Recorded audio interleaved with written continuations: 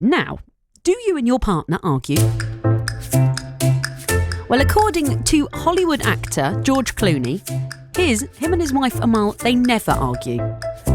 Yeah, apparently, he says that in 10 years of marriage, not a single row, not one ever. And they've also got nearly 8-year-old twins. Of course, they've got busy careers, they're in the spotlight as well. Apparently, there's still nothing to fight about at all. George reckons that they're just lucky. Amal puts it down to staying positive and steering clear of cynicism. There you go. And obviously, listen, we caveat this with the fact that she is a world-famous human rights lawyer. So maybe she just always wins debates before they even start. She's probably very good at diffusing situations. But what do we think?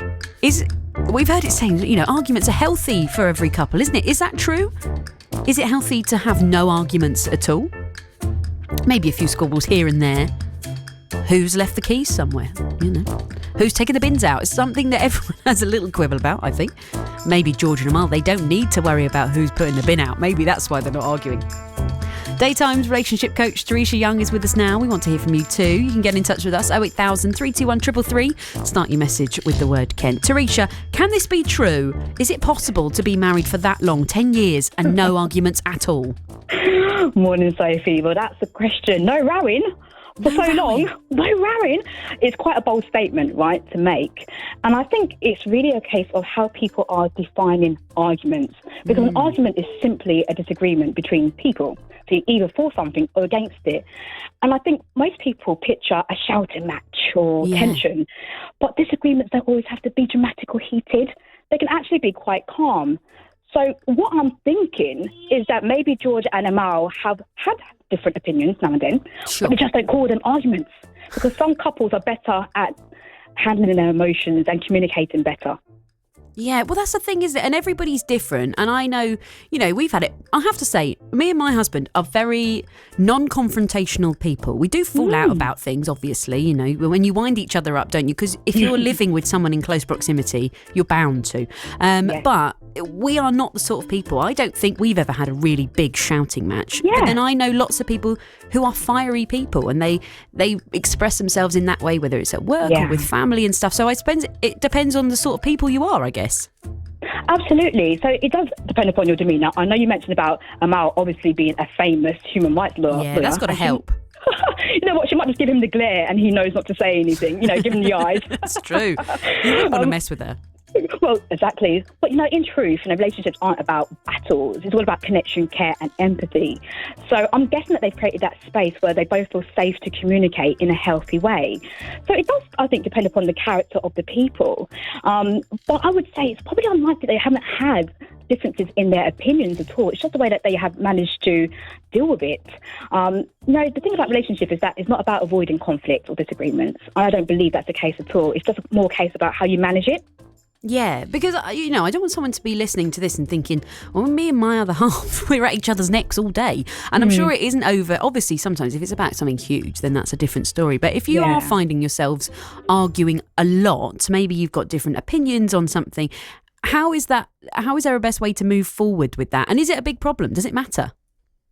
It does matter, because actually for them actually to say that they've had no argument and that maybe, he's just lucky, I think we need to give some thought as to actually in terms of why that might be, because it could mean that people aren't necessarily being listened to or feel comfortable speaking up. Now, my concern is that if both people are always holding back their needs, their thoughts, their opinions, or even frustrations, it might actually be that they're suppressing their emotions.